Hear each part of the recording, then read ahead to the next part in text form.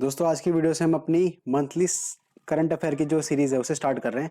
तो आज की वीडियो में हम अपना सितंबर मंथ जो है उसे कवर कर रहे हैं और ये जो वीडियो होगी ये जितने भी हमारे डिफेंस एग्जामिनेशन है जैसे सीडीएस, सीएपीएफ और एनडीए उसके लिए रेलेवेंट होगी। ठीक है, तो चलिए अपनी वीडियो को स्टार्ट करते हैं। तो सबसे पहले न्यूज़ देखते हैं हम अपनी क्या है। India to host the first edition of global AI summit. तो जो ग्लोबल एआई समिट होता है हमारा, ठीक है, उसका जो होस्ट है इस बार इंडिया है और ये पूरा का पूरा जो समिट है न्यू दिल्ली के अंदर हुआ है। ठीक है, यहाँ पे आप देख सकते हो the government vision is to gather the world's best and the brightest mind under one roof to deliberate the future of AI and its impact on several sectors. The India AI Summit will also catalyze the country's AI landscape and innovation ecosystem. The conference will also serve as a showcase for vibrant India AI ecosystem that will comprise key initiatives such as DI Bhashani, India Dataset Program, India AI future design program etcetera. ठीक है, तो आपको basically याद रखना कि जो global AI summit है वो इस बार हमारा इंडिया के अंदर हुआ है। ठीक है, 2023 में। अगली न्यूज़ देखते हैं हमारी क्या है। अगली न्यूज़ है हमारी जो जया वर्मा सिन्हा है, इन्हें अपॉइंट किया गया है सीईओ ऑफ रेलवे बोर्ड। ठीक है, the government today appointed Jaya Varma Sinha, ये है एक फीमेल है। ठीक है, तो इसलिए ये इंपॉर्टेंट हो जाता है। तो government appointed Jaya Varma Sinha as the chairperson and chief executive officer of the railway board. She is the first women appointed to the post. ठीक है, ये पहली महिला बनी है। The appointment committee of the cabinet approve her appointment. ठीक है, तो यहाँ पे आप देख सकते हो ये इनकी फोटो है। She will assume the charge on or after the 1 September of and her tenure will be till 31 August in next year. तो ये इनकी पूरी की पूरी चीज फोटो है और ये इन्फॉर्मेशन है। आपको बस याद रखना है कि जो जया वर्मा सिन्हा है ये चेयरपर्सन अपॉइंट हुई है रेलवे की, जो पहली महिला चेयरपर्सन हुई है। अगला न्यूज देखते हैं। Neeraj Chopra finishes second in Zurich Diamond League. तो जूरिच जो है हमारी ये कंट्री है, कहाँ पे ये जो प्लेस है कहाँ पर है हमारा, स्विट्जरलैंड के अंदर प्लेस है ये। Newly crowned world champion Neeraj Chopra finish second with a final round throw of 85.71 metre in the men's javelin event of the Diamond League meeting at Zurich. तो आपको बस याद रखना है कि जो नीरज चोपड़ा है ये डायमंड लीग जो मीटिंग हुई थी कंपटीशन जूरिच के अंदर, उसमें ये नीरज चोपड़ा सेकंड पोजीशन इनकी आई है। ठीक है, तो ये आपको याद रखना है कि अभी न्यूज़ में भी था हाल फिलहाल में। अगला न्यूज़ देखते हैं हमारा। Indian men's hockey team one hockey 5S Asia cup. तो हॉकी 5S जो होता है ना, 5S एक हॉकी का फॉर्मेट होता है। ठीक है, तो इसमें आपको कंफ्यूज नहीं होना है। ये जो 5S है एक हॉकी का फॉर्मेट होता है। तो prime minister Narendra Modi has congratulated the Indian men's hockey team on winning the men's hockey 5S Asia Cup in Oman. तो कहाँ पे हुआ था ये, ओमान है, आपको याद रखना है। और जो इंडियन मेन हॉकी टीम है वो जीती है इसमें। In a social media post, Mr. Modi said that the victory is a testament to the unwavering dedication of country's player. He expressed happiness that with this win, the India team has also secured their spot in the Hockey 5S tournament in Oman next year.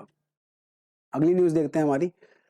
षणमुगत्रम win president election in Singapore. तो ये जो अभी काफी time में news में हुई थी, ये इनका बेसिकली ये न्यूज में क्यों थी, क्योंकि इनका जो ओरिजिन है ये थोड़ा इंडियन ओरिजिन के हैं ये, तो ये भी सिंगापुर के प्रेसिडेंट बने हैं। So Indian origin economist and former senior minister Tharman Shanmugaratnam has registered a landscape victory in Singapore presidential election. तो ये आपको याद रखना है बेसिकली बस कि सिंगापुर के प्रेसिडेंशियल इलेक्शन में षणमुगत्रम ये जीते हैं। ठीक है, Tharman will be the Singapore third Indian origin president after Sellapan and Chengara. ठीक है, तो ये तीसरे इंडियन ओरिजिन प्रेसिडेंट होंगे सिंगापुर के। ये वाला जो क्वेश्चन है हमारा, ये किसी ना किसी एग्जामिनेशन के भी हाल ही में पूछा भी गया है। ठीक है, तो आपको बस याद रखना है कि थर्मन षणमुगत्रम हमारे प्रेसिडेंट बने हैं सिंगापुर के। ये देख सकते हो आप सिंगापुर का मैप, और ये जो है ये इनकी फोटो है। अगला देखते हैं हमारा। Gujarat declaration who traditional medical. Who has released the outcome document of first WHO Traditional Medicine Global Summit 2023 in form of Gujarat Declaration. The declaration reaffirmed global commitment towards indigenous knowledge, biodiversity, and traditional complementary and integrative medicine. Who underlined that the applications of rigorous scientific method is needed to better understand, assess, and where appropriate, apply more holistic, content-specific, complex, and personalized approach for health and well-being of all. It reiterates that India is a host of WHO Global Tradition Medicine Center at Jamnagar Gujarat. तो आपको बस याद रखना है कि जो हु traditional medicine global summit जो होता है इसका जो होस्ट है इंडिया है, और इंडिया में भी स्पेसिफिकली कहाँ पर है हमारा, जामनगर गुजरात के अंदर ये होस्ट हुआ है। ठीक है, तो आपको ये इस चीज के अंदर याद रखना है। अगला देखते हैं हमारा। Partnership with Meta education to entrepreneurship. Union minister of education and skill development and entrepreneurship Shri Dharmendra Pradhan launch a 3-year partnership education to entrepreneurship empowering a generation of students, educators and entrepreneurs. तो ये जो है बेसिकली ये Meta के साथ collab करके जो हमारी ये मिनिस्ट्री है इन्होंने लॉन्च किया है ये। अगला देखते हैं हमारा रमन मैग्सेसे अवार्ड, बहुत ज्यादा इंपॉर्टेंट है। In a movement of profound pride for the people of Barak valley in Assam, doctor Ravi Kannan, ठीक है, जो रवि कन्नन इन्हें मिला है, has been announce as the distinguished recipient of the hero for holistic health care. इन्हें मिला है हेल्थ केयर के कंट्रीब्यूशन में, हेल्थ केयर के सेक्टर में जो इनका कंट्रीब्यूशन है उसके चलते इनको मिला है Raman Magsaysay award on the 65th anniversary of Raman Magsaysay Award Foundation. The Raman Magsaysay Award is often regarded as the Asia's highest honor. ठीक है, तो एशिया का हाईएस्ट ऑनर इसे रिगार्ड करते हैं। Honours remarkable people and organisation that have ushered in dramatic improvement in human progress. तो ये समाज सेवा के लिए होता है, बेसिकली जो ह्यूमन प्रोग्रेस है उसके लिए होता है, जिसने भी एक्सेप्शनल कंट्रीब्यूशन किया होता है उनको ये अवार्ड मिलता है।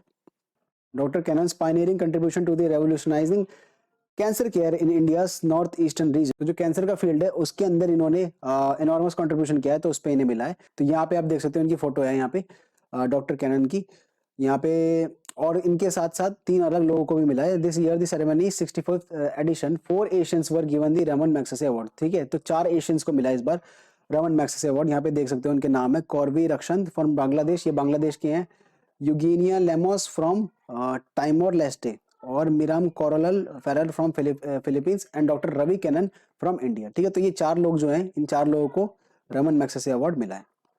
बस आपको याद रखना है अपना जो रवि कैनन है इनको किस चीज में मिला है, तो इनकी जो कैंसर में जो कंट्रीब्यूशन है इनका कैंसर मेडिकल केयर में, ठीक है, स्पेशली नॉर्थ ईस्टर्न एरिया के अंदर, उसके लिए इन्हें मिला है। अगला देखते हैं अपना Malviya Mission Teachers Training Program. Shri Dharmendra Pradhan launched the Malviya Mission Teaching Training Program by the University Grant Commission (UGC). Inaugurated the portal of program and released its information brochure. Organized by UGC and organization with the Ministry of Education, the Malviya Mission Teachers Training Program aim to provide tailored training programs for teachers. तो ये teachers की training कराता है basically ये program. This program will work for the capacity building of faculty member in the higher educational institution, improving the quality of education at all level by infusing quality and experience excellence in teaching and teaching methods. ठीक है, तो ये आपको बस याद रखना है कि मालवीय मिशन ट्रेनिंग प्रोग्राम के साथ हमारा ये जो टीचर्स होते हैं ये बेसिकली उनके लिए होता है। ठीक है, अगला देखते हैं हमारा, ये काफी ज्यादा इंपॉर्टेंट है, वर्ल्ड्स टॉलेस्ट नटराज स्टैचू। तो world's tallest Nataraja statue has been installed at Bharat Mandapam the venue of G20 summit in Delhi. तो ये आप लोगों को भी पता होगा कि अभी काफी ज्यादा न्यूज में था ये कुछ दिनों पहले, कुछ टाइम पहले जब ये G20 समिट हो रहा था। The 28 foot tall statue weighing 20 ton was made in a record time of 7 months by sculptor Radhakrishnan Sathapathy and his team. The statue was built in Ashtadhatu 8 metals. तो ये आपको याद रखना कि स्टैचू में 8 मेटल यूज हुए हैं using the traditional casting method. The statue was transported to national capital in 4 days and special green corridors were created for its transformation. The statue will stand as a testament of India's age-old artistry and tradition. ठीक है, तो बस आपको याद रखना है कि जो हमारा स्टैचू है ये नटराज का, ये वर्ल्ड्स टॉलेस्ट नटराज स्टैचू हुआ है जो कि हमारा G20 समिट में अनवील हुआ है। अगला देखते हैं हमारा 1 वीक 1 लैब प्रोग्राम। अब ये प्रोग्राम क्या है इसके बारे में बस देखते हैं। 1 week 1 lab program of Council of Scientific and Industrial Research CSIR will be organized from 11th to 16th September. During the program, each of the 37 CSIR laboratories spread across the country will showcase their research outcomes and achievements. The Science and Technology Ministry said it will open the door to the public and invite them to visit its department and witness its academic and research initiatives. The program will also include lectures, workshops, puppet shows, विज्ञान कवि सम्मेलन, quizzes and exhibitions on various topics related to the science. तो ये आपको याद रखना है बस। 1 वीक 1 लैब जो है हमारे साइंस की फील्ड में होता है, स्पेशली रिसर्च एंड डेवलपमेंट की फील्ड में, ये काफी ज्यादा इंपॉर्टेंट है। Street child cricket world cup, street 20 world cup cricket exclusively for street children will be held in Chennai for the first time. तो ये हमारा स्ट्रीट यानी कि गली क्रिकेट जो हम कहते थे, इसका वर्ल्ड कप हो रहा है पहली बार, कहाँ पर, चेन्नई के अंदर हो रहा है। ठीक है, फर्स्ट टाइम स्ट्रीट। अब इसमें क्या हो रहा है कि जो स्ट्रीट चिल्ड्रन है फ्रॉम 15 कंट्रीज, ठीक है, तो 15 देशों से जो लोग हैं, वो बच्चे हैं, वो आ रहे हैं यहाँ पे इस टूर्नामेंट में पार्टिसिपेट करने के लिए, इंक्लूडिंग द यूके से आ रहे हैं, Brazil, Hungary, Mexico, south Africa, Sri Lanka, Rwanda will participate in the tournament which presides ICC World Cup Cricket in India. The first ever Street Child Cricket World Cup was held in London in 2019. तो सबसे पहला जो था ये street child world cup, ये हमारा London में हुआ था 2019 में, जहाँ पे इंडियन चिल्ड्रन जो थे वो जीते थे इस वर्ल्ड कप को। ठीक है, ये पूरा का पूरा है हमारा in partnership with save the children. ठीक है, तो आपको बस इतना याद रखना है कि ये हमारा इंडिया के अंदर हो रहा है, वहाँ पे भी चेन्नई में। Zayed Charity Marathon in 2024. The inaugural edition of the renowned marathon is set to take place in the vibrant state of Kerala. तो ये जायद चैरिटी मैराथन हमारा कहाँ पे हो रहा है? केरला के अंदर हो रहा है। सबसे पहले आपको ये याद रखना है, ठीक है। इसके ऑब्जेक्टिव क्या है? The primary objective of the Zayed charity marathon is to raise fund for the charitable causes and the proceeds for the Kerala based marathon will be directed to the supporting health care initiative within the state.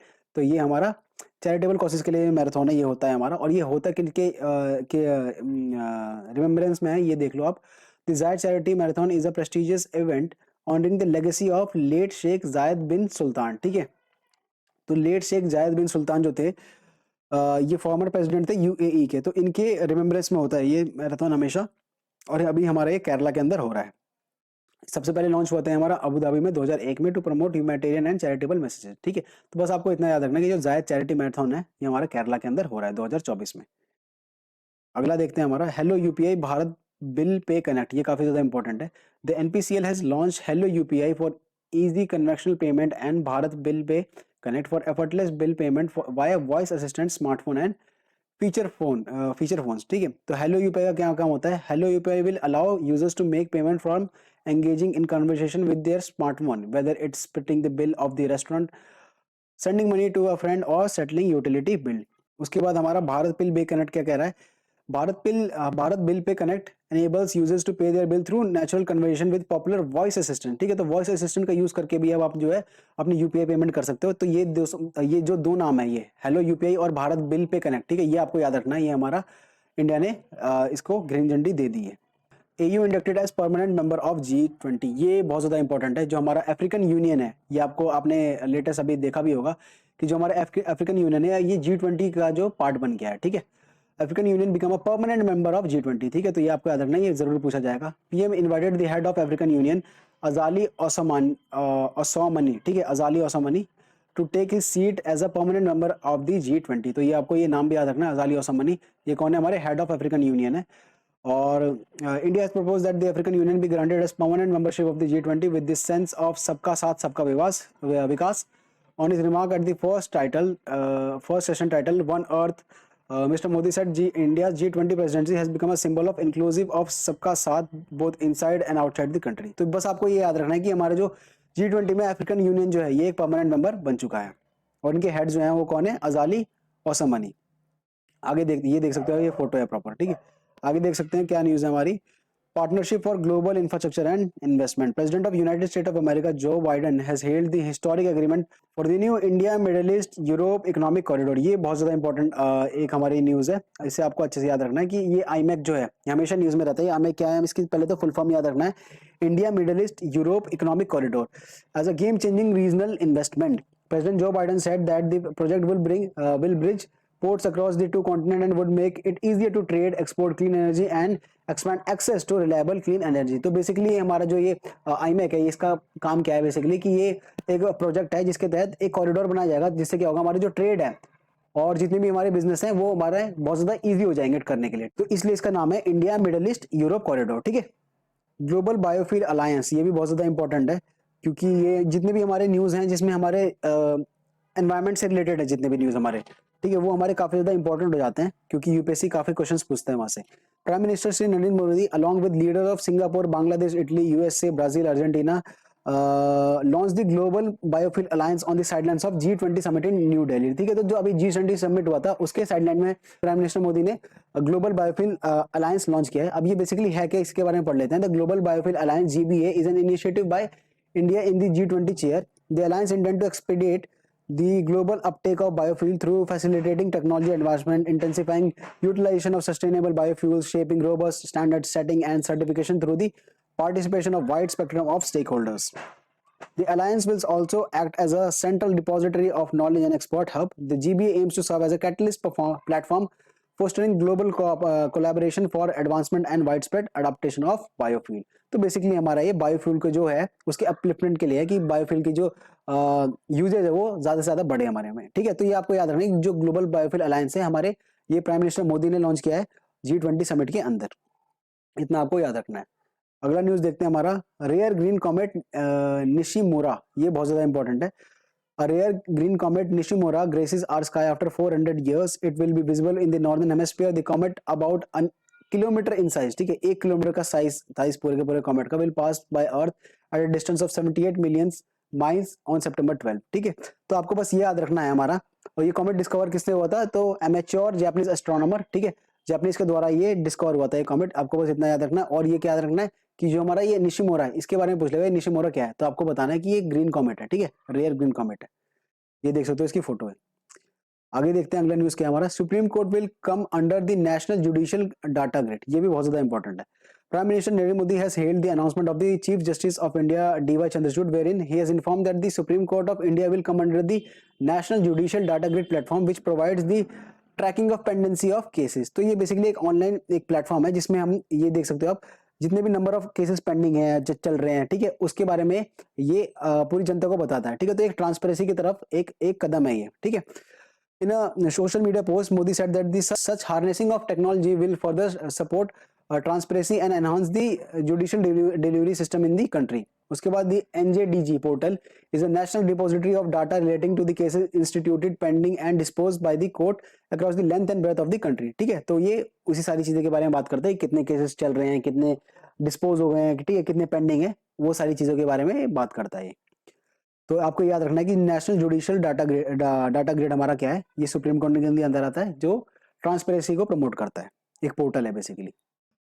तो next news देखते हैं हमारी क्या है ये। Bharat becomes the 13th country to issue the OIML। तो ये बहुत ज्यादा इंपॉर्टेंट न्यूज है कि इसमें बेसिकली क्या होता है, हमारी OIML क्या है, हमारी international organisation of legal metrology. तो मेट्रोलॉजी का मतलब होता है मेजरमेंट से रिलेटेड। तो उसमें एक स्टैंडर्डाइज सिस्टम चलता है globally.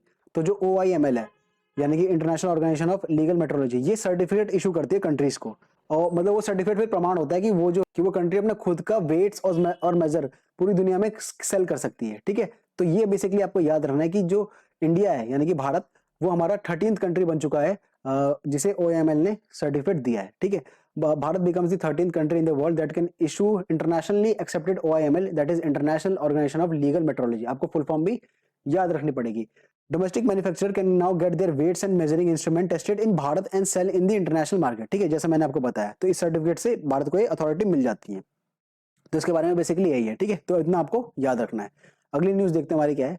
Torkham border, a crucial crossing at the Torkham between Pakistan and Afghanistan, ठीक है। तो पाकिस्तान और अफगानिस्तान के बीच में ये बॉर्डर है जिसे हम कहते हैं तोरखम बॉर्डर, ठीक है। और ये जो लाइन है बेसिकली पाकिस्तान और अफगानिस्तान के बीच में जो इंटरनेशनल लाइन है, इस लाइन का क्या नाम है, दुरन लाइन है, ठीक है। ये काफी बार ये एफकेट वगैरह के एग्जामिनेशन में खासतौर से पूछ लेते हैं कि ये दुरन लाइन हमारी क्या है, अफगानिस्तान और पाकिस्तान के बीच में जो लाइन है। तो यहाँ पे जो तोरखम बॉर्डर है बेसिकली यहाँ पे एक पैसेज हुआ होता था, तो ये हमारा क्या हो गया, ये हमारा रीओपन हुआ है, ठीक है। Crucial border crossing at Torkham between Pakistan and Afghanistan reopened to the pedestrian and vehicle today. The border is located on the Durand line. It was closed for over a week. The clearance of trucks is in process and Afghan citizens are entering Afghanistan after clearing and passing immigration process. Discussion between Pakistani and Afghani authorities were in diplomatic deadlock since 6 September. The shutdown happened after the exchange of fire took place in dispute over the over constitution Afghan outpost. तो जैसा आप लोगों को पता है कि पाकिस्तान में अभी क्या चल रहा है, रिफ्यूजी क्राइसिस चल रहा है कि जो अफगान रहते थे पाकिस्तान के अंदर, अफगानी पहले इसके पाकिस्तान के अंदर आके रहते थे, अब वो यहाँ पे बस चुके हैं। तो अब पाकिस्तान क्या कर रहा है, जितने भी अफगानी हैं उन्हें बाहर भेज रहा है, अपनी इनकी कंट्री में वापस खदेड़ने की कोशिश कर रहा है, ठीक है। तो इसके चक्कर में जो तोरखम बॉर्डर है, ये जो पैसेज है, ये दोबारा रीओपन किया गया है। तो आपको याद रखना, बहुत ज्यादा इंपॉर्टेंट भी नहीं है, बस आपको थोड़ा बहुत याद रखना है। अगली न्यूज देखते हैं हमारी क्या है। PM Modi to dedicate Yashobhoomi at Dwarka, ठीक है। तो ये बहुत ज्यादा इंपॉर्टेंट है। यशो भूमि बेसिकली क्या है हमारा, ये हमारा एक बहुत बड़ा कन्वेंशन हॉल है, ठीक है, बहुत बड़ा कन्वेंशन सेंटर है जिसमें कि बहुत ज्यादा लोगों की गैदरिंग होगी। उसमें उसकी वजह से क्या होगा कि जितने भी मीटिंग्स होती हैं, कॉन्फ्रेंसेस होती हैं, एग्जीबिशंस होते हैं, वो एक साथ एक ही जगह पे हो पाएंगे, ठीक है। तो ये इस पूरा का पूरा प्रोजेक्ट के अंदर काम किया जा रहा है प्राइम मिनिस्टर नरेंद्र मोदी के ऑर्डर पे, ठीक है। Prime minister Narendra Modi will dedicate Yashobhoomi at Dwarka to the nation. The Yasho movie will find its place among the world's largest MICE facilities with total project area of 8.9 lakh square kilometers and total build-up area of more than 1.8 lakh square kilometers. MICT stand for Meeting, Incentive, Conference and Exhibition. तो ये आपको याद रखना कि हमारा MICE क्या stand करता है, तो meetings, incentive, conference and exhibition. तो इन सब चीजों के लिए ये जो यशो भूमि है, जो हमारा कन्वेंशन सेंटर है, ये यूज होगा। मीटिंग्स के लिए होगा, इंसेंटिव्स के लिए होगा, कॉन्फ्रेंसेस के लिए होगा और एग्जीबिशंस के लिए होगा। The convention center built across more than 73,000 square meter of the area comprise 15 convention room, 15 convention room है इसके अंदर. These include the main auditorium, the grand ballroom, 13 meeting room with total capacity holding of 11,000 delegates. तो इसके अंदर 11,000 delegates यानी कि 11,000 लोगों की इसमें सीटिंग है. The convention center has the largest LED media facade in the country. The main auditorium is the plenary hall for the 6 convention center and is equipped with seating capacity of around 6,000 guest. तो basically आपको याद रखना कि जो हमारी यशोभूमि है ये हमारे कन्वेंशन सेंटर बनाया जा रहा है द्वारिका के अंदर, ठीक है. और किसके लिए बनाया जा रहा है? हमारा MICE के लिए. MICE मतलब मीटिंग्स, इंसेंटिव, कॉन्फ्रेंसेज और एग्जीबिशन, ठीक है. इन सब चीजों के लिए ये बनाया जा रहा है, ठीक है. यहाँ पे आप देख सकते हो image. Prime minister Narendra Modi to dedicate the nation phase 1 of the Yashobhoomi international convention centre at Dwarka, New Delhi, ठीक है. तो ये आपको याद रखना है, न्यू दिल्ली के अंदर ये बनाया जा रहा है द्वारिका में. Yes Bank and BriskPay partner to enable seamless cross border payment for MSME यानी कि micro small medium enterprises. BriskPay specializing in the cross-border payment has joined forces with the Yes Bank to launch BriskPay A2A, an advanced suite for solution tailored to enhance the capability of exporters and importers. This strategic partnership marks a significant milestone in the realm of cross-border payment, offering a seamless and efficient platform for Indian business to navigate the complexity of international trade and bolster their global competitiveness. One of the key highlights of this partnership is the ability for the BricsPay's customer to seamlessly connect payment from over 36 foreign currencies spanning over more than 180 countries. तो basically आपको इसमें ये याद रखना है कि जो हमारा यस बैंक है, जो हमारा इंडियन बैंक एक तरह से, और जो BricsPay है, इसकी कोलैबोरेशन हुआ है, बेसिकली पार्टनरशिप हुई है. इसकी वजह से क्या होगा, जो हमारा इंटरनेशनल ट्रेड है, इंटरनेशनल पेमेंट है, उसके अंदर हमारी एफिशिएंसी आएगी और हमारा इजी होगा. क्रॉस बॉर्डर जो पेमेंट है हमारी वो हमारी इजी होगी, ठीक है, और सीमलेस होगी. तो बस आपको ये याद रखना है यस बैंक और BricsPay हमारा. उसके बाद आगे देखते हैं हमारा क्या है. UNESCO world heritage list. Karnataka sacred ensembles of the Hoysalas and Shantiniketan included in the UNESCO's world heritage site. तो ये आपको याद रखना है कि होयसलास और शांति निकेतन जो है हमारा यूनेस्को की वर्ल्ड हेरिटेज लिस्ट में इंक्लूड हो चुका है, जो कि कर्नाटका के अंदर फॉल करता है. ये आपको याद रखना है क्योंकि ये जो यूनेस्को से रिलेटेड चीजें हैं ये हमेशा आती हैं. The Hoysala temple located in Belur, Halebidu and Somnathpur in Karnataka have become the 42nd UNESCO World Heritage Site in India. The Hoysala temple were built during the 12th and 13th century. They are known for their magnificent architecture and show the sculpture as well as artistic achievement of these temple complexes. Established in rural West Bengal in 1901 by the renowned poet and philosopher Rabindranath Tagore, Santiniketan was a residential school and center for the art based in the on ancient India tradition and a vision for the of the utility of humanity transcending religion. ठीक है, basically आपको याद रखना कि हमारा जो है दो प्लेसेस, जो हमारा होयसला और शांति निकेतन है, वो हमारे यूनेस्को वर्ल्ड हेरिटेज लिस्ट के अंदर ऐड हो चुके हैं 42nd वर्ल्ड हेरिटेज साइट के अंदर. तो ये हमारा देख सकते हो, ये होयसला टेम्पल है हमारा, ये इमेज, और ये जो है हमारा शांति निकेतन है. अगला देखते हैं हमारी news. International Congress on chemistry of cement. India will host the international Congress on the chemistry of cement ICCC in the year 2027. ठीक है, तो आपको याद रखना है international Congress on chemistry of cement हमारी 2027 न्यू दिल्ली में होस्ट किया जाएगा भारत के द्वारा. अगला न्यूज देखते हैं हम अपना. Liptako Gourma charter. Military leadership from Mali, Burkina Faso and Niger signed a significant mutual defense pact known as the Liptako Gourma charter. तो बेसिकली आपसे ये पूछेगा कि लिप्टाको गोरमा चार्टर क्या है. तो ये बेसिकली आपका क्या है, एक डिफेंस पैक्ट है. ठीक है, डिफेंस पैक्ट किसमें है? माली, बोर्का फांसो, नाइगर, ये जो कंट्रीज हैं इनके बीच में जो है ये डिफेंस पैक्ट है. ये देख सकते हो आप यहाँ पे माली है, ये हमारा फासो है, और हमारा नाइगर किधर है, ये हमारा नाइगर है. ठीक है, तो इनके बीच में जो है ये डिफेंस पैक्ट हुआ है. The Liptako Gorma Charter established the Alliance of the Sahel States (AES). Its aim is to establish an architecture of collective defense and mutual assistance for the benefit of the population. This alliance will be in a combination of military and economic effort between the three countries. तो बस आपको याद रखना है कि हमारा ये लिप्टाको Gourma charter किसके बीच में है? माली, बुर्किना फासो और नाइगर के बीच में है. ये डिफेंस पैक्ट है. ठीक है, ये आपको याद रखना है. अगला न्यूज देखते हैं. International lawyers conference. Prime minister Narendra Modi will inaugurate a 2-day international lawyers conference in New Delhi. The theme of the conference is emerging challenges in the judiciary, in the justice delivery system. This conference is being organized for the first time by the Bar Council of India. इसलिए ये important है और current affair के अंदर है. Topics such as emerging legal trends, challenges in cross-border litigations, legal technology and environment law will be discussed. तो ये आपको याद रखना है कि bar council of India's international law conference 2023 कहाँ पे हो रहा है? न्यू दिल्ली के अंदर हो रहा है। अगला न्यूज देखते हैं हमारा, national medical commission gets global recognition. Indian medical graduates can now pursue post-graduation and practice in countries like US, Canada, Australia, and New Zealand. The National Medical Commission of India has been awarded the coveted World Federation for Medical Education (WFME) recognition status for the tenure of 10 years. तो ये आपको याद रखना कि जो हमारी national medical commission है इसे एक ग्लोबल स्टेटस मिल चुका है, ठीक है। ये किसके द्वारा? World federation for medical education के द्वारा 10 साल के लिए टेन्योर पे ये मिला है हमारा। ये इसका पूरा का पूरा सिंबल है। This will increase the international recognition and reputation of Indian medical schools and professionals and will also facilitate economic and collaboration and exchanges, promote continuous improvement and innovation in the medical education. तो बस आपको इतना याद रखना है कि हमारा जो है नेशनल मेडिकल कमीशन है इसे ग्लोबल रिकॉग्निशन मिला है किसके द्वारा? World federation for medical education के द्वारा। इसकी वजह से जो हमारे इंडियन मेडिकल ग्रेजुएट है ये अपने पोस्ट ग्रेजुएशन और जो प्रैक्टिस है ये बाहर की कंट्रीज में कर सकते हैं, जैसे कि हमारा यूएस, कनाडा, ऑस्ट्रेलिया और न्यूजीलैंड इसके अंदर। अगला न्यूज देखते हैं हमारा, parliament passes women reservation bill. बहुत ज्यादा इंपॉर्टेंट है, ठीक है। इससे ज्यादा इंपॉर्टेंट हमारा अभी कोई भी न्यूज नहीं रहा है, ठीक है। तो ये आपको अच्छे से याद करना है।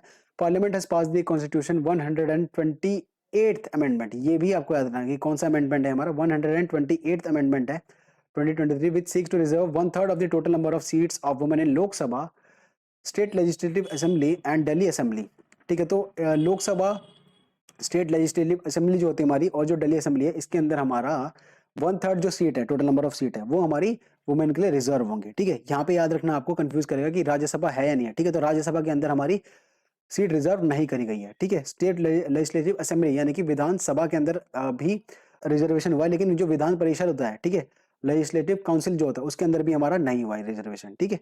तो हमारी ये लेजिस्लेटिव असेंबली और जो लोकसभा है उसके अंदर ही केवल रिजर्वेशन हुआ है। The Women's Reservation Bill, which is also called Nari Shakti Vandan Adhiyanan, ये भी आपको याद रखना, was approved by the Rajya Sabha after a division of vote in which 214 members voted in the favor of the bill while none voted against it. तो ये आपको याद रखना है। The Lok Sabha has already given its nod, reserved 33% for women, provide 1/3 reservation of seats in Lok Sabha and Legislative Assembly to women for 15 years, ठीक है, 15 साल के लिए होगा ये। Reservation for SC and ST women, bill mandates a Kota for women from schedule caste and schedule tribes. याद रखना यहाँ पे ओबीसी नहीं है, ठीक है, इसमें आपको कंफ्यूज कर सकता है। Enactment, there is a provision in the bill that states the its enactment depends upon a new census and delimitation exercise, ठीक है। तो बस आपको याद रखना है, ये एक हिस्टोरिक डिसीजन था, इसमें काफी ज्यादा आर्टिकल्स भी छपे थे पेपर के अंदर। Swati Nayak to receive Norman Borlaug field award. तो ये आपको याद रखना है कि ये बेसिकली हमारी जो स्वाति नायल है इनको मिला है ये हमारा नॉर्मन बोरलॉग फील्ड अवार्ड, और ये हमारा एग्रीकल्चर के फील्ड में ही मिलता है। और ये जो इन्हें मिला किस चीज़ के लिए? कि ये इन्होंने ड्रॉट टॉलरेंट राइस वैरायटी जो है जिसका नाम है शाह भांगी धन, ये इनका इन्होंने इंट्रोडक्शन किया है, ठीक है। ये इनकी फोटो है, इंडिया से ये बिलोंग करती हैं, तो इसलिए ये इंपॉर्टेंट है। अगला देखते हैं हमारी न्यूज़ क्या है हमारी, वीरांगना Durgavati tiger reserve, Madhya Pradesh, which is the home of the most number of tigers in the country, has got a new protected area for the big cats name वीरांगना दुर्गावती टाइगर रिजर्व। ये बहुत ज़्यादा इंपॉर्टेंट है अगेन, ठीक है। जो मैंने अगेन बोला था, जो एनवायरमेंट से रिलेटेड होते हैं, टाइगर रिजर्व से रिलेटेड होते हैं, वाइल्ड लाइफ से रिलेटेड होते हैं, न्यूज़ हमारी वो बहुत ज़्यादा हमारी इंपॉर्टेंट हो जाती है। तो Madhya Pradesh government has unveiled the वीरांगना Durgavati tiger reserve, becoming the 7th tiger reserve in the state, ठीक है। तो स्टेट का ये 7th टाइगर रिजर्व है जिसका नाम है हमारा Veerangana Durgavati tiger reserve, and 54th in India, और इंडिया के अंदर 54वां है। It will encompass area within the Naura Devi wildlife sanctuary and Durgavati wildlife sanctuary.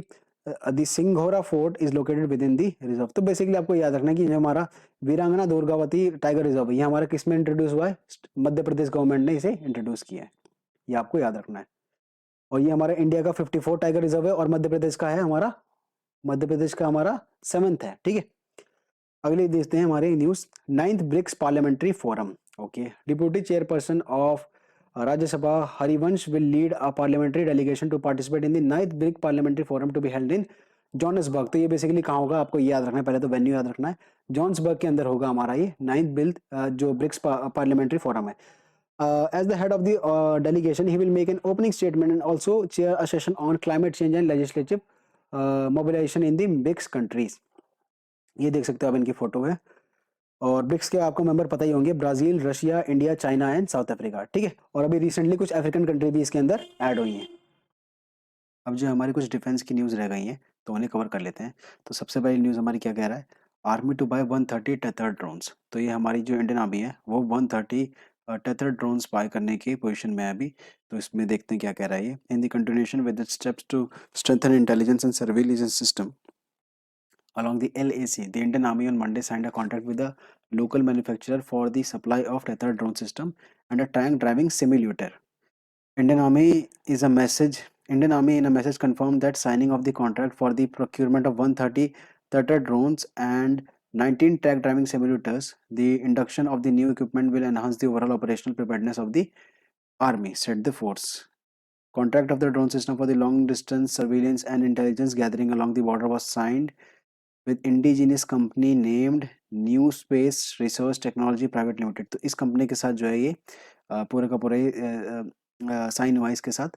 The contract for the other equipment was signed with Zen technology limited which will also involve skill development. तो basically आपको ये याद रखना है कि जो हमारी Indian army है ये मॉडर्नाइजेशन की तरफ बढ़ रही है। तो इसमें 130 टेटर ड्रोन्स की इंडक्शन हो रहा है और इसमें जो कंपनियां इन्वॉल्व है हमारी new space research technology involve है और जेन टेक्नोलॉजी इन्वॉल्व है। अगली न्यूज़ देखते हैं, ये काफ़ी ज़्यादा इंपॉर्टेंट है, curtain riser. The launch of Y1264 for Mahendragiri, very important. Mahendragiri the last of Project 17A frigate launched by Dr. Sudesh Dhankar, wife of Honorable Vice President of India Shri Jaideep Dhankar at Mazagon Dock Shipbuilders Limited, Mumbai on September 1, 2023। तो ये जो हमारी महेंद्रगिरी है ये last frigate थी हमारी किसकी, project 17A के तहत। और ये कहाँ पे लॉन्च हुई हमारी, Mazagon dock ship builders limited पे। Mahendragiri was named after a mountain peak in eastern Ghat. ये आपको पता होगा ईस्टर्न घाट पे एक पीक है माउंटेन पीक महेंद्रगिरी, ठीक है, उसके ऊपर इस शिप का नाम रखा गया है। तो ये आप देख सकते हो पूरी की पूरी जो महेंद्रगिरी है उसकी इमेज है यहाँ पे। यहाँ पे इसके बारे में कुछ डिटेल्स भी है, इसे भी पढ़ लेते हैं थोड़ा क्या कह रहा है ये।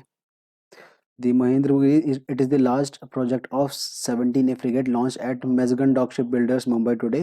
These ships have been designed in-house by Indian Navy Warship Design Bureau. It is technologically advanced warship with improved stealth features, advanced weapon sensors, and platforms management system. 75% of the orders of the equipment and system of the Project 17A ships have been placed with indigenous firms including MSME, micro, small, medium enterprises. तो इसमें जो 75% जो काम जो contribution रहा है वो हमारे एमएसएमई सेक्टर्स का रहा है, ताकि जो हमारी आत्मनिर्भर भारत का जो प्रोग्राम है ये हमारा सफल हो सके। ठीक है, तो ये न्यूज़ जो है काफ़ी ज़्यादा इंपॉर्टेंट है। अगली न्यूज़ देखते हैं हमारी क्या है, Indian army exchanges techniques expertise with participating troops at exercise bright star 23। बहुत ज़्यादा इंपॉर्टेंट है, ठीक है, जितनी भी हमारी एक्सरसाइज होती हैं बहुत ज़्यादा इंपॉर्टेंट आती हैं। Indian army troops in Egypt exchange techniques and shared expertise with the other participating troops during exercise Bright Star 23. The Indian Army and Indian Air Force contingent with integrated combat troops arrived at Alexandria for the exercise Bright Star 23 on August 29. The opening ceremony was held in August 31. तो ये basically कहाँ पे हो रही है हमारी exercise bright star, हमारी Egypt के अंदर हो रही है। इंडियन आर्मी और इंडियन एयरफोर्स के जो कंटिजेंट है along with integrated combat troops, ये लोग यहाँ पे पार्टिसिपेट कर रहे हैं। Initially this exercise was conceptualized as a bilateral biennial training exercise between US and Egypt during the Cape David Accord 1977। तो पहले ये मतलब इसने ये हिस्ट्री बता रखा है इस एक्सरसाइज की कि पहले ये इजिप्ट और यूएस के बीच में होता था, बट अब जो है ये इसमें कई सारे प्लेयर्स इन्वॉल्व हैं। तो ये देख सकते हो पूरी की पूरी इमेज आपको। तो बस आपको याद रखना है एक्सरसाइज ब्राइट स्टार हमारे कहाँ पर है, इजिप्ट के अंदर हो रही है हमारी। उसके बाद देखते हैं आगे, INS Sumedha, again very important group news. INS Sumedha at Alexandria for exercise bright star 23। तो जो अभी हमने पढ़ा एक्सरसाइज ब्राइट स्टार 23, ये इसमें हमारी आईएनएस सुमेधा जो है इसने भी पार्टिसिपेट किया है। INS Sumedha arrive at port Alexandria, ठीक है, ये पोर्ट का नाम आपको याद रखना है, पोर्ट अलेक्जेंड्रिया जो कि इजिप्ट में है, on 6 September 2023 to participate in exercise Bright Star 23. This edition of the multilateral tri-services military exercise will see participation from 34 countries. It is the largest ever joint military exercise in the Middle East and North African region। बहुत ज़्यादा important news है ये, इसे आपको याद रखना है। तो ये लार्जेस्ट एक्सरसाइज है मिलिट्री एक्सरसाइज, हमारी जो मिडिल ईस्ट और नॉर्थ अफ्रीकन रीजन है वहाँ पे, इसमें 34 कंट्रीज पार्टिसिपेट कर रही हैं। साथ ही साथ इसमें क्या है सबसे बड़ी बात कि इसमें जो है ये हमारी multinational tri services military exercise है, यानी कि तीनों सर्विस, आर्मी, नेवी और एयरफोर्स, तीनों सर्विसेज इसके अंदर इन्वॉल्व होगी और हमारी एक्सरसाइज करेंगे। Exercise bright star 23 scheduled to be conducted in 2 phase, ठीक है, ये हमारे लिए इंपॉर्टेंट नहीं है। This sea phase will include, again not important, ठीक है, तो बस आपको इतना इंपॉर्टेंट है जो आपको याद रखना है, ठीक है। तो ये हमारी पूरी इमेज है। अगली एक्सरसाइज देखते हैं, नेवल एक्सरसाइज वरुणा 2023। ठीक है, तो ये भी बहुत ज़्यादा इंपॉर्टेंट है, आप लोगों को पता है, ये बहुत पहले से पढ़ते हुए आ रहे हैं हम एक्सरसाइज वरुणा के बारे में। Phase 2 of the 21st edition of Varuna 23 bilateral exercise between India and French navy, ठीक है, ये आपको याद रखना है, ठीक है, इंडियन एंड फ्रेंच नेवी के बीच में होती है, वॉज कंडक्टेड इन अरेबियन सी, ठीक है, हमारा अरेबियन सी जो कि वेस्ट साइड ऑफ गुजरात में है। The exercise witnessed participation of guided missile frigate, tank, maritime patrol aircraft, and integrated helicopter from the two sides. The exercise was conducted for 3 days and witnessed joint operation. The first phase of Varna 2023 was conducted off the western seaboard from, ठीक है, ये इतना important नहीं है हमारे लिए, बस जो हमारे लिए इंपॉर्टेंट ये है कि जो वरना एक्सरसाइज है वो किसके बीच होती है, तो भारत और फ्रांस की जो नेवी है, नेवी, ठीक है, उसके बीच होती है, याद रखना नेवी के बीच में होती है ये। आप वरुणा से इसे एयरफोर्स से मत कंपेयर कर लेना, ठीक है, तो वरुण से आपको नेवी याद रखने की, एक्सेस वरुणा हमारी इंडियन नेवी और फ्रेंच नेवी के बीच में होती है, और कहाँ पे हुई थी, अरेबियन सी में हुई थी। अगली न्यूज़ देखते हैं हमारी, delivery of second ACTCM barge LSM 16, contract for construction and delivery of 11 ammunition barges was concluded with Surya Dipta project private limited Thane, a micro small medium enterprise that is MSME, in consonance with Atmanirbhar Bharat initiative of the government of India.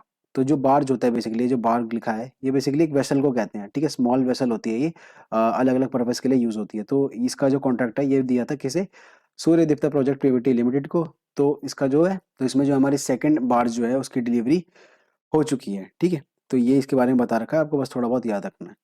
अगली exercise देखते हैं हमारी, नव शक्ति, Indian Army Air Force participate in joint training exercise. Nab Shakti, a joint training exercise was conducted in Indian Army's elite Brahmastra Corps, okay, in the northeastern state. Both Indian Army and Indian Air Force participated in the joint exercise. Nab Shakti, a joint training exercise, was conducted in the Indian Army's elite Brahmastra Corps in northeast states. Joint training exercise Nav Shakti was conducted in the Indian Army's Brahmastra Corps Mountain Strike Corps with the participation of Indian Army and Air Force to validate rapid response to the dynamic operational scenarios and enhance the joint acumen in multi modal operation. तो इसमें basically आपको याद रखना है कि हमारी नव शक्ति एक्सरसाइज किसके बीच में होती है। नव शक्ति एक्सरसाइज हमारी कहाँ पर है, पहले तो ब्रह्मास्त्र कॉप्स जो है नॉर्थ ईस्टर्न स्टेट के अंदर, वहाँ पे ये कंडक्ट हो रही है, और उसमें कौन पार्टिसिपेट कर रहा है, इंडियन आर्मी पार्टिसिपेट कर रही है और हमारी इंडियन एयरफोर्स पार्टिसिपेट कर रही है। तो आपको याद रखना नव शक्ति। अगली देखते हैं हमारी न्यूज़ क्या है, BRO to construct world's highest fighter airfield in Ladakh Nyoma. Very important news, ठीक है, ये बहुत ज़्यादा इंपॉर्टेंट है, इस पर भी आपको ज़्यादा ध्यान देना है कि जो हमारे BRO है, BRO की फुल फॉर्म क्या होती है, border road organisation, will construct the world's highest fighter aircraft in the Nyoma region of Ladakh. An official statement said. BRO said that the foundation stone of the project will be laid by Defense Minister Rajnath Singh from Devak Bridge on September 12. Earlier, BRO Chief Lieutenant General Rajiv Chaudhary said that India will beat China in the next 2 years, 2 to 3 years, as the Narendra Modi led NDA government. ठीक है, ये हमारे लिए इतना ज़्यादा important नहीं है, तो बस आपको याद रखना कि हमारी, तो आपको क्या याद रखना कि जो हमारी वर्ल्ड्स हाईएस्ट फाइटर एयरफील्ड जो है वो कहाँ पे कंस्ट्रक्ट हो रही है, लद्दाख के न्योमा में, और कौन कंस्ट्रक्ट कर रहा है, BRO कंस्ट्रक्ट कर रही है, ठीक है, ओके। अगली न्यूज़ देखते हैं, MOU memorandum of understanding between Indian navy and Uber. तो ऊबर का नाम आपने सुना होगा, टैक्सी सर्विस में यूज होती है, तो इससे रिलेटेड यहाँ पे कुछ न्यूज़ है। Indian navy signed MOU with Uber in the presence of Admiral R. Hari Kumar, Chief of Naval Staff, Mrs. Kalagari, ठीक है ठीक है ठीक है। The MOU with Uber aims to provide reliability, convenient, safe and economical mobility solution for personal travel and commute of the Navy personnel and family across the country। तो ये Navy personnel families जो है Navy की, उनके लिए है जो एक बेसिकली एक MOU साइन हुआ है Uber के साथ इंडियन नेवी का, ठीक है। Uber will extend following benefits to the Navy personnel and their families that will include personalized profile of the Uber app, premium executive cab available of top rated drivers, ठीक है। तो ये basically Indian navy और Uber का जो है एक participation है, ताकि जो उनके इंडियन नेवी के पर्सनल्स हैं, उनके फैमिलीज हैं, उनके बीच की जो उनकी जो कम्यूट है वो अच्छी हो है, ठीक है। तो बेसिकली ये इतना ही है। अगला देखते हैं क्या कह रहा है, Ajit Doval is the man behind India's answer to China's BRI। तो इसमें बेसिकली बस इंडिया में जो आईमैक है, जो हमने ऊपर भी पढ़ा था, India Middle East Europe economic corridor, उसके बारे में बता रखा है। यहाँ पे आपको जो मैप है इससे काफ़ी ज़्यादा आसानी होगी समझने में आईमैक के बारे में। यहाँ पे आप देख सकते हो ये इस मैप के थ्रू कि यहाँ पे हमारा जो वेस्टर्न साइड ऑफ इंडिया है गुजरात वाली साइड से, वहाँ से हमारा ये कॉरिडोर बन के इस तरह से हम मिडिल ईस्ट के अंदर एंटर करेंगे। मिडिल ईस्ट से एंटर करने के बाद हम मेडिटेरियन सी के अंदर घुस जाएंगे और जो है यूरोप के अंदर एंटर कर जाएंगे। तो ये जो पूरा का पूरा कॉरिडोर है ये बहुत ज़्यादा इंपॉर्टेंट होगा। क्यों इंपॉर्टेंट होगा? क्योंकि इससे इस कनेक्शन से क्या होगा कि जितने भी हमारी ट्रांसपोर्ट है गुड्स की और सर्विसेज की, वो बहुत ज़्यादा फास्ट हो जाएगी, है ना। तो इसलिए जो है ये काफ़ी ज़्यादा इंपॉर्टेंट कदम माना जा रहा है। और इसके बीच में एक बहुत बड़ा हर्डल बन रहे हैं, कौन? चाइना और पाकिस्तान। ठीक है, तो ये इसके बारे में बता रखा है थोड़ा सा। उसके बाद आगे देखते हैं। India Japan hold first edition of joint service staff talks. Okay, the first edition of joint service staff talks between India and Japan commence in Tokyo. तो टोक्यो में हुआ है आपको इंडिया और जापान का first edition of joint service staff talk. ठीक है, the talk was held between India's integrated defense staff and Japan's joint staff. Several important discussions were held to improve the interpolability and understanding of each other's armed forces. The first edition of the joint services staff talks between India and Japan commenced in Tokyo. तो बस आपको इतना याद रखना है। अगली news देखते हैं हमारी। Rajnath Singh dedicated 90 infra project of BRO to country in Jammu. तो ये जो हमने ऊपर पढ़ा था अभी रिसेंटली, हाईएस्ट एयरफील्ड बनाने का लद्दाख के नियमों में, तो ये भी इसी प्रोजेक्ट के अंदर आ रहा है जो 90 इंफ्रास्ट्रक्चर प्रोजेक्ट का है। जो मिशन है ये इसके अंदर ही आ रहा है ये। ठीक है, तो इसके बारे में इन्होंने बता रखा है कि इसके अंदर और भी सारे प्रोजेक्ट है जिसके हमारे अंदर रोड्स बन रहे हैं, ब्रिजेस बन रहे हैं, टनल्स बन रहे हैं, एयरशिप्स बन रहे हैं, हेलीपैड्स बन रहे हैं। तो उसके बारे में ही हमारा ये बता रखा है। ठीक है, अगला देखते हैं हमारा। Airbus hands over C-295 transport aircraft to Indian air force. ये बहुत ज़्यादा इंपॉर्टेंट न्यूज़ है, इस काफ़ी ज़्यादा चर्चा में रहती है। इन significant development, Airbus defence and space handed over initial C-295 transport aircraft to the Indian Air Force, marking the commencement of crucial project valued at 21,935 crore. This project was sealed 2 years ago as part of India's border effort to modernize its air assets. ये जो C-295 है ये हमें मिल रहा है किसके द्वारा? Airbus के द्वारा। और एयरबस हमारी कहाँ की कंपनी है? ये हमारी स्पेन की कंपनी है। ठीक है, तो ये बहुत ज़्यादा इंपॉर्टेंट है, न्यूज़ में आता है ये। अगली न्यूज़ हमारी देखते हैं। BEL receives order worth 3,000 crore from Cochin shipyard. तो बेल की हमारी फुल फॉर्म क्या होती है? हमारी Bharat electronics limited. Bharat electronics limited announce that it has received an order of rupees 2,118.57 crore from Cochin Shipyard Limited for supply of various equipments for the Indian navy. तो Indian navy की equipments के लिए किसे मिली है? जो हमारी भारत इलेक्ट्रॉनिक्स लिमिटेड है, इसे ऑर्डर मिला है किसके थ्रू? कोचिंग शिपयार्ड के थ्रू। नेक्स्ट न्यूज़ देखते हैं हमारी। Defence minister clears proposal to buy Pralay ballistic missile for Indian army. Okay, तो ये भी बहुत ज़्यादा एक इंपॉर्टेंट न्यूज़ होती है, इसे आपको अच्छे से याद रखना है। In a major boost to its firepower, defence ministry has approved the procurement of the recent of Pralay ballistic missile for Indian Army for deployment along the LAC and LOC that is border with China and Pakistan। तो प्रलय ballistic missile जो है इसका जो है deployment होगा हमारे borders पे, जो कि चाइना और पाकिस्तान वाले जो बॉर्डर है हमारे LAC और LOC वहाँ पर। This is a major decision for the Indian army as proposal to acquire a regiment of the Pralay ballistic missile which can hit target between 150 to 500 kilometer was cleared by recent Defense Acquisition Council meeting. The defense officials told प्रलय is a quasi ballistic surface to surface missile। तो प्रलय हमारी surface to surface missile है, ये आपको याद रखना है। The advanced missile has been developed in a way to be able to defeat interceptable missiles. It has the ability to change its path after covering a range in the mid-air। तो ये आपको याद रखना है। ये इसकी पूरी की पूरी हमारी इमेज है। प्रलय हमारी बैलिस्टिक जो मिसाइल है, सरफेस टू सरफेस मिसाइल है। रेंज कितनी है? 150 से 500 किलोमीटर की। और ये हमारी कहाँ डिप्लॉय हो रही है? चाइना और पाकिस्तान बॉर्डर पे। अगली न्यूज़ देखते हैं हमारी। अगली news, second edition of Indian navy seminar Swavlamban 2023। The second edition of Indian navy's naval innovation and indigenisation seminar Swavlamban 2023 is scheduled to be conducted on 4th October to 5 October 2023 in the maiden exercise of the seminar held in July 2022. PM launched the 75 challenges for the startup and MSME as the part of Sprint initiative। Okay, sprint इस क्या है हमारा? Sprint के बारे में पढ़ लेते हैं। Sprint is a collaborative initiative being undertaken in conjunction with the defence innovation organisation and stands for supporting pole vaulting and R&D। ठीक है, ठीक है। The initiative has received an overwhelming support after detail examination 130 minute. ठीक है, not so important, बस आपको थोड़ा बहुत याद रखना है कि जो स्वावलंबन है ये हमारी इंडियन नेवी से रिलेटेड है और इसका सेकेंड एडिशन लॉन्च हुआ है। ओके, अगला देखते हैं हमारा। कोस्टल सिक्योरिटी ड्रिल ऑपरेशन सजग। ये बहुत ज़्यादा इंपॉर्टेंट है। Operation Sajak, a drill involving all stakeholders of the coastal security construct was conducted by Indian Coast Guard. तो ये किसके द्वारा कंडक्ट करी गई है? इंडियन कोस्ट गार्ड के द्वारा कंडक्ट करी गई है along the western coast of the India. Western coast यानी कि जो हमारा गुजरात वाला जो साइड है, उस साइड जो है ये पूरी की पूरी ये एक्सरसाइज कंडक्ट करी गई है इंडियन कोस्ट गार्ड के द्वारा, जिसका नाम है operation सजक. The drill facilitated revalidation of the coastal security and mechanism of bringing awareness among the fishermen at the sea. Next news है हमारी एक्सरसाइज सिम्बेक्स, जो कि बहुत ज़्यादा इंपॉर्टेंट रहती है. INS Ranvijay and Kavaratti and submarine INS Sindhu Kesari arrived at Singapore to participate in the 30th edition of the Singapore India Maritime Bilateral Exercise, जिसे हम शॉर्ट फॉर्म में सिम्बेक्स भी बोल देते हैं. ठीक है, तो ये हमारी कहाँ पे हो रही है? सिंगापुर में हो रही है. कौन सी हमारे क्राउड्स पार्टिसिपेट कर रहे हैं? INS रणविजय, INS कावेरी और सबमरीन हमारी INS सिंधु केसरी. कहाँ पे? सिंगापुर के अंदर. और ये कौन सा एडिशन है? 30th एडिशन है. ठीक है, ये आपको याद रखना है मेजरली, जो हमारी इंडियन नेवी कंडक्ट कराती है. इंडियन नेवी और जो सिंगापुर की नेवी है, रॉयल नेवी ऑफ सिंगापुर, उसके बीच में होता है. और ये कब से स्टार्ट हुआ? हमारा 1994 से होता हुआ आ रहा है. ठीक है, तो ये पूरी की पूरी इसकी इमेज है. अगली देखते हैं हमारी. Indian navy moves mega deal to buy second indigenous aircraft carrier. Okay, in a major push to the indigenisation of the military, the Indian Navy has moved a mega proposal to the government for building the second aircraft carrier to be constructed by Cochin Shipyard Limited. तो second aircraft construction की building के बारे में बात करी जा रही है, और ये कौन करेगा? हमारी कोचिन शिपयार्ड लिमिटेड जो है कंपनी, ये सेकंड जो हमारा एयरक्राफ्ट कैरियर है इंडियन नेवी का, उसे बिल्ड करेगी. The proposal has been received by the defence ministry for building and acquiring the second indigenous aircraft carrier, which would be known as the indigenous aircraft carrier two, the defence officials told.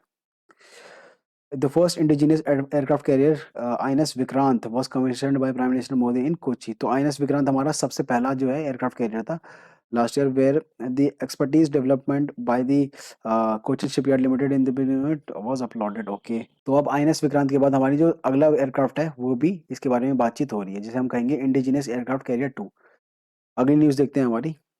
Indian Air Force plans for 6 more Netra early warning aircraft. Okay, the Indian Air Force is planning to induct more of the Netra early warning and control aircraft to its fleet in a show of confidence to the indigenous system that demonstrated its capabilities to track enemy aircraft and direct quick responses during the Balakot Operation 2019. तो Indian air force Netra early warning aircraft जो है उसे induct करेगी अपने fleet के अंदर to improve the further power of the Indian air force. ठीक है, इसके बारे में बता रखा है. अगली न्यूज देखते हैं हमारी. Indian coast guard pollution control vessel Samudra Prahari. तो ये बहुत ज्यादा इंपॉर्टेंट न्यूज है. Indian coast guard vessel Samudra Prahari carried out a comprehensive pollution response tabletop exercise and demonstration off Klong Toey port in Bangkok Thailand on September 20, 2023. The final of its 4-day visit. The exercise involved personnel of Thailand Maritime Enforcement Coordination Center, Custom Department, Maritime Department, Royal Navy, fisheries department and the other government officials. तो आपको याद रखना है बस basically मोटा मोटा कि जो समुद्र प्रहरी है जो है ये किससे एसोसिएटेड है? हमारा इंडियन कोस्ट गार्ड से एसोसिएटेड है, और ये पॉल्यूशन कंट्रोल वेसल है बेसिकली हमारी. अगली न्यूज देखते हैं हमारी. युद्ध अभ्यास 2023. The Indian Army will be participating in 19th edition of the military exercise with the United States for युद्ध अभ्यास 2023 in Alaska. Very important news. USA के साथ हमारी ये एक्सरसाइज है जो कि किसके बीच में है? इंडियन आर्मी के बीच में है. इंडियन आर्मी पार्टिसिपेट करेगी कहाँ पर? अलास्का के अंदर. Indian army contingent will be participating 19th edition of the joint military exercise Yudh Abhyas at fort Wrangell, Alaska, USA. The exercise will entail exchanging best practices and enhancing interoperability to mutually learn from each other. ठीक है, मतलब वही अपना exercise हो रही है युद्ध अभ्यास किसके बीच? इंडियन आर्मी और यूएसए आर्मी के बीच में. कहाँ पर? अलास्का के अंदर. बस आपको इतना याद रखना है. ये इमेज है हमारी. अगली देखते हैं हमारी क्या है न्यूज है. Made in India Indonesia Australia trilateral maritime exercise. ये भी बहुत ज्यादा इंपॉर्टेंट है. मेड इन यानी कि फर्स्ट टाइम. तो फर्स्ट टाइम ऐसा हो रहा है कि जो इंडिया, इंडोनेशिया और ऑस्ट्रेलिया जो है इनकी ट्राइलेटरल मैरीटाइम एक्सरसाइज हो रही है, जिनमें तीनों जो देश हैं उनकी जो नेवी है वो पार्टिसिपेट कर रही है एक एक्सरसाइज के अंदर. Indian navy's indigenously build warcraft INS Sahyadri mission deployed at the Indo Pacific participated in the maiden trilateral maritime partnership exercise with the ships and the aircraft of the Royal Australian Navy and the Indonesian Navy from 20 to 21 September 2023. The trilateral exercise provided an opportunity for the three maritime nations to strengthen their partnership and improve their collective responsibility to support peace and stability at the Indo-Pacific. तो उसके लिए हो रही है हमारे यहाँ पे Indo Pacific में सेफ एंड साउंड हमारा ट्रेड रहे, सारी चीज़ें रहे उसके लिए, और जो चाइना का डोमिनेंस है वो हमारा थोड़ा कम हो। ठीक है, उसके बाद INS सहाद्री के बारे में यहाँ पे बता रखा है। The third ship of the indigenously designed and built under Project 17 class multi-role stealth frigate was built at Mazgan Dock Limited. Okay, तो ये बस आपको इसमें ज़्यादा इंपॉर्टेंट ये है, तो ये जो ट्राइलेटरल एक्सरसाइज है इसमें कौन से कंट्रीज पार्टिसिपेट कर रही हैं, तो इंडिया, इंडोनेशिया और ऑस्ट्रेलिया जो है ये पार्टिसिपेट करनी है। इसमें जो आपको ऑप्शंस के अंदर कंफ्यूज कर सकता है ये, ठीक है, कि इंडोनेशिया की जगह कोई और देश डाल देगा। ठीक है, तो इसमें आपको याद रखना है कि IIA यानी कि इंडिया, इंडोनेशिया और ऑस्ट्रेलिया, और कहाँ पे हो रहा है हमारा, इंडो पैसिफिक के अंदर हो रहा है हमारा, और हमारे यहाँ से INS सह्याद्री पार्टिसिपेट कर रही है। सो नेक्स्ट न्यूज़ हमारी देखते हैं क्या कह रहा है। ADMM plus EWG on counter terrorism field training exercise. तो बेसिकली ADMM हमारा क्या है, तो ADMM की हमारी फुल फॉर्म है एशियन डिफेंस मिनिस्टर्स मीटिंग, और जो हमारी EWG है, EWG की हमारी फुल फॉर्म है एक्सपर्ट वर्किंग ग्रुप। तो ये जो है एक तरह से मीटिंग है और एक एक्सरसाइज है काउंटर टेररिज्म को लेकर, कहाँ पे हो रही है, जिसे रशिया होस्ट करता है। ठीक है, तो ये आपको याद रखना कि ADMM that is Asian defence ministers meeting और एक्सपर्ट वर्किंग ग्रुप जो है वो कहाँ पे होस्ट हो रहा है, रशिया के अंदर ये हमारा होस्ट हो रहा है, और यहाँ पे हमारी इंडियन आर्मी पार्टिसिपेट कर रही है, स्पेशली राजपूताना राइफल्स की जो एक कंटिंजेंट बटालियन है वो। नेक्स्ट न्यूज़ देखते हैं हमारी, भारत ड्रोन शक्ति 2023। Defence minister Rajnath Singh on Monday inaugurated the Bharat drone शक्ति 2023 एग्जीबिशन है हमारा, कहाँ पे लॉन्च हुआ था ये, हिंदन एयरबेस एट उत्तर प्रदेश। तो ये जो भारत ड्रोन शक्ति 2023 है, it is an exhibition which was launch in Uttar Pradesh Hindon airbase. यहाँ पे the mega drone show is being hosted by the Indian air force, Indian air force ने होस्ट किया है इसे, and the drone federation of India और DFI। नेक्स्ट न्यूज़ देखते हैं हमारी, Indian army is acquiring advance hand held and light weight suitcase based satellite communication that is sitcom. तो sitcom की फुल फॉर्म क्या है हमारी, सैटेलाइट कम्युनिकेशन जो है इसकी फुल फॉर्म है, और ये है क्या बेसिकली, इसके बारे में देखते हैं। It sets to provide secure satellite-based communication to troops stationed in remote and challenging terrain along the LAC with China, as well as to the special forces engaged in the precision of the operation। तो basically ये जो technology है ये हमारी जो forces को दी जा रही है, ताकि जो उनके जो ऑपरेशंस हैं उसकी इनके पास प्रॉपर मैपिंग हो, ताकि जिनके ऑपरेशंस हैं वो अच्छे से हो पाए। तो ये उस चीज़ के बारे में ही है। बेसिकली आपको याद रखना है कि जो सेटकॉम से, इसकी फुल फॉर्म क्या हमारी सैटेलाइट कम्युनिकेशन है, जो हमारी इंडियन आर्मी के अंदर अभी इंट्रोड्यूस करी गई है। अगली न्यूज़ देखते हैं हमारी, Indian air force announces fleet with the new Dornier DO-228 aircraft from the HAL की फुल फॉर्म क्या होती है हमारी, हिंदुस्तान एरोनॉटिक्स लिमिटेड। तो ये आपको याद रखना है बेसिकली कि जो डॉर्नियर एयरक्राफ्ट है ये हमारा HAL ने बनाया है, और जो कि इंडियन एयरफोर्स के अंदर अभी इंट्रोड्यूस हुआ है। ये देख सकते हो, उसकी फोटो है ये। अगली देखते हैं हमारी news, Germany and Israel announce signing off historic missile shield deal. ये बहुत ज़्यादा इंपॉर्टेंट है। Germany and Israel announced signing of historic missile shield deal. Germany signed a deal to acquire the Israeli-made Arrow 3 hypersonic missile system. तो Germany ने sign करी है deal Israel के साथ to acquire Arrow 3 hypersonic missile system that will become a key part in Europe's defense against any air attack. The signing of the deal was a historic day for both countries. German Defense Ministry Mr. Boris said. ठीक है, तो ये आपको बस याद रखना है इसके बारे में ही, बाकी ज़्यादा इसके बारे अंदर डिटेल के अंदर पढ़ने की जरूरत नहीं है। नेक्स्ट न्यूज़ हमारी देखते हैं, Indian army moves to buy 6.5 crore artillery guns. The mega push to promote indigenously designed and developed weapon system, the Indian Army has moved a proposal to the Defense Ministry to buy 400 howitzer for Indian firms। तो ये बहुत ज़्यादा important है कि 400 howitzer जो है Indian army purchase करने वाली है, आर्सनल है उसे इम्प्रूव करने के लिए। और ये जो आप इमेज देख रहे हैं इसे हम हॉविट्जर बोलते हैं, जिसके बारे में यहाँ पे बात करी जा रही है कि 400 नए हॉविट्जर इंडियन आर्मी इंट्रोड्यूस करने वाला है, जिसकी वर्थ होगी 6.5 करोड़। तो दोस्तों this was all about this video, जिसमें हमने सितंबर मंथ के सारे करंट अफेयर कर लिए हैं, डिफेंस से लेकर सब कुछ। अब जो है अगले मंथ के आएंगे, यानी कि सितंबर के बाद क्या आता है, अक्टूबर। तो अक्टूबर के आएंगे बहुत ही जल्द। तो अगर आपको ये वीडियो पसंद आई तो वीडियो को लाइक करना, शेयर करना, और इसकी जो PDF है वो आपको ग्रुप के अंदर मिल जाएगी। तो मिलते हैं आपको अगली वीडियो में, तब तक के लिए जय हिंद।